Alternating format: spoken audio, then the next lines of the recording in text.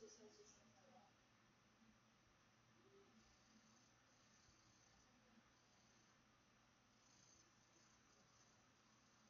noite, amados. A gente está gravando esse vídeo à noite e a intenção é a gente poder falar um pouco mais. As pessoas andaram me dizendo, né, que o vídeo da live está muito baixo o som, e aí a gente resolveu trazer para vocês um pouco em pedaços, né, agora algumas das coisas que nós comentamos durante a live, né. A primeira delas vai ser exatamente taxa de juros, né? Falar um pouco mais sobre taxa de juros. Estou vendo que tá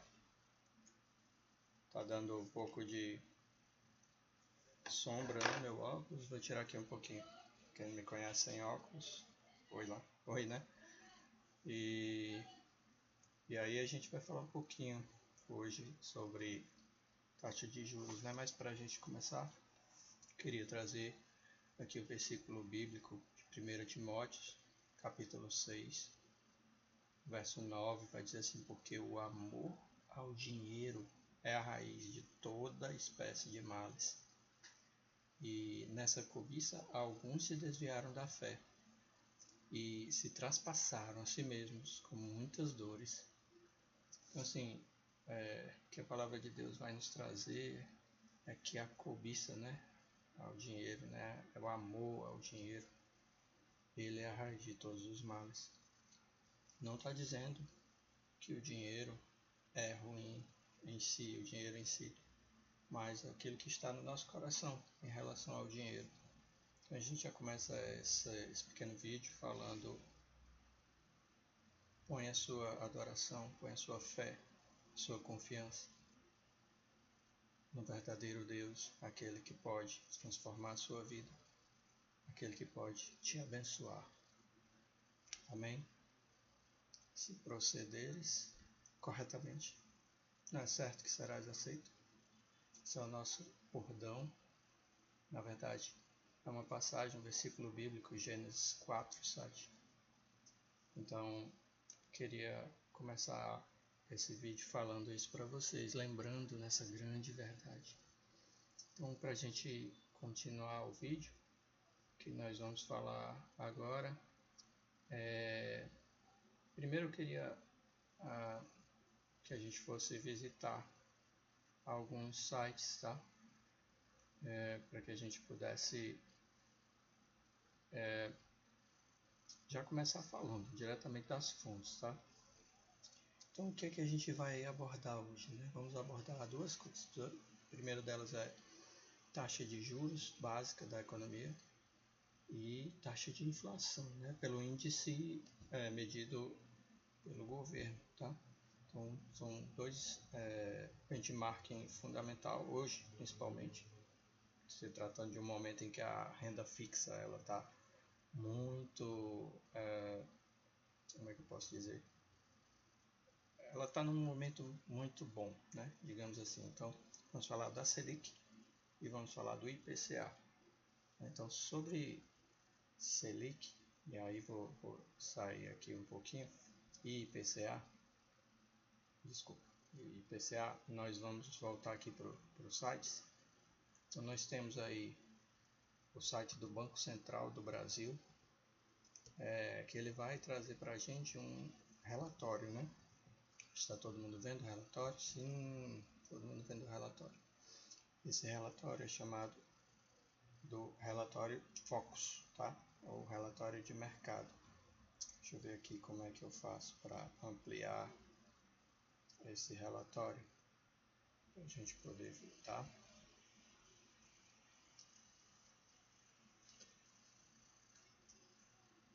Pronto, tá aqui embaixo. Sempre esqueço onde é que fica a ferramenta. Então você vê aqui no relatório, vou aumentar até um pouquinho mais, fica mais aparente o ano de 2024, tá, pra gente? Então você vê aqui no relatório, no ano de 2024, vamos lá para o outro lado, vou cobrir aqui um pouquinho 2025, tá?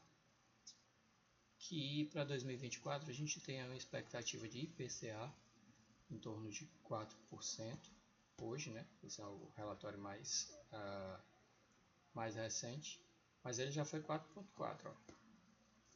E temos uma expectativa de Selic para esse ano em torno de 10,5%, tá? Ó, aqui o GPM, que também é um outro indicador, mas está muito mais voltado para aluguéis, né? 3,42%. Mas o que interessa hoje para a gente aqui nessa aula é o IPCA e a Selic, porque eles são inversos, né? Vamos dizer assim. Quando um está subindo, a tendência é que o outro caia e vice-versa. Por quê? Porque ambos fazem parte da política monetária realizada pelo Banco Central, tá? Desculpa, às vezes a falha no que está aparecendo, porque eu ainda estou aprendendo a mexer um pouco nessa ferramenta, tá? Então, o que acontece às vezes é isso. O Banco Central, ele tem que retirar dinheiro da economia ou ele tem que injetar dinheiro na economia. Quando é que ele faz isso? Quando a inflação está muito alta, ele precisa que as pessoas elas parem de consumir, né, para que a demanda reduza e os preços com isso também sejam obrigados a reduzir. Ele faz o que a gente chama de política contracionista, então ele aumenta a taxa de juros. E o movimento contrário é a política expansionista, né? Ele vai jogar mais dinheiro na economia, vai liberar mais linhas de crédito. Então o que ele faz? Ele reduz a taxa de juros, tá? Ele reduz a taxa de juros. Que taxa de juros é essa, né? A gente está falando, pessoal, da Selic, tá? Então, a taxa de juros Selic, ela é uma taxa que ele traz uma expectativa do governo em relação à entrada de recursos na economia ou à retirada de recursos na economia, tá? No caso do IPCA, ele é uma cesta de itens de cesta básica, tá? Então, todos os meses alguém faz uma pesquisa de preços para medir, né, quanto é que essa cesta básica ela representa, e em virtude dessa medida eles têm uma métrica de inflação, tá? Então vamos lá, vamos pensar juntos aqui. Quando você tem muito dinheiro na economia, eu tenho muito dinheiro na economia, o que vai acontecer? Vai acontecer que os preços tendem a... Desculpa, deixa eu fechar essa tela aqui, por favor, para a gente continuar. Então, quando eu tenho muito dinheiro na economia, os preços tendem a estar muito altos. Por quê? Porque as pessoas têm dinheiro na mão para fazer compras. Então, quando a demanda está muito alta e a oferta é pequena, a oferta é menor do que a demanda, acontece um movimento que a gente chama movimento inflacionário, tá? Eu vou abrir aqui o Paint para a gente poder ver isso junto, tá? Então, vamos lá para o Paint. O que está acontecendo?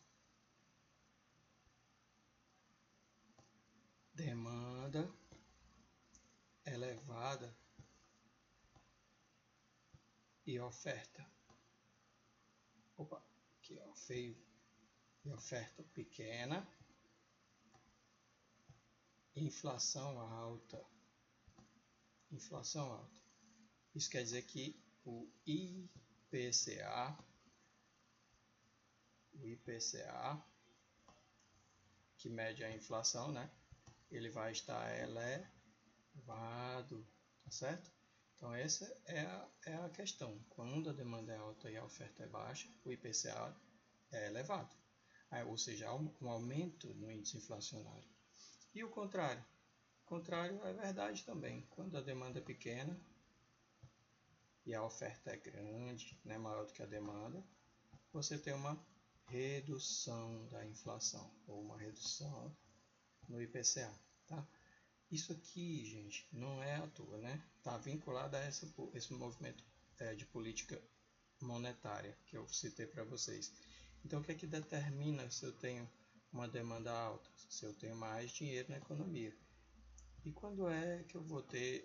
Estou tentando aqui desenhar o nome para a gente poder seguir, tá? O nome Selic, que é a taxa básica de juros da economia, né? Taxa referencial do governo, para que essa política possa acontecer. Então, quando é que eu vou ter mais dinheiro na economia? Quando eu reduzo a Selic. Então, se eu reduzo a Selic, eu vou ter uma demanda mais alta, por consequência, eu vou ter uma tendência a ter uma inflação mais alta. Agora, se eu reduzo a Selic, reduzir a Selic, a tendência é que a minha demanda aumente. Eu estou diminuindo os juros, o pessoal tem mais dinheiro. Então, a minha demanda vai aumentar, em consequência, a minha inflação. Eu inverti aqui, desculpa. Eu estou colocando o mesmo movimento de queda da Selic. O movimento aqui é o movimento contrário, de alta da Selic. Quando eu aumento a Selic, eu retiro o dinheiro da economia. Então, se eu diminuo a demanda e a oferta está alta, a tendência é que os preços tenham que baixar. Isso quer dizer que a inflação vai reduzir, que é o que está aqui, gente. Deixa eu aumentar aqui o tamanho, para a gente ver a cor. A tendência é que a inflação ela vai reduzir, ok? Consequentemente o IPCA também. Então vocês estão vendo que essas duas taxas de juros elas estão atreladas, né? Intrinsecamente. Ó. A Selic ela serve para retirar ou para injetar dinheiro na economia. Se eu injeto dinheiro, eu reduzo a Selic, no caso, eu aumento a demanda. Quando eu aumento a demanda, a tendência é que eu tenha um aumento da inflação. Se eu aumento a Selic, eu aumento a taxa de juros, eu reduzo a demanda, porque as pessoas têm menos dinheiro em mãos. É uma política contracionista. Consequentemente, a inflação vai cair, porque os preços tendem a cair também. Então, vamos voltar, né, para o que a gente vinha falando. Então, agora eu vou mostrar para vocês os sites que eu tinha prometido. Na verdade, deixa eu abrir aqui o site primeiro. Pronto, gente, esse aqui é o site. Então, esses sites que eu vou mostrar para vocês agora é onde normalmente eu pesquiso esses indicadores, tá? Então, aqui o primeiro site é o Banco Central do Brasil, que é onde eu tiro aquela informação do relatório de mercados Focus, tá? Tá vendo aqui que é o último aqui, 19 de julho, foi publicado no dia 22. Eu tirei ele daqui, do site do Banco Central do Brasil. Então, você põe lá no Google, boletim, relatório Focus, que ele vai vir para cá, tá?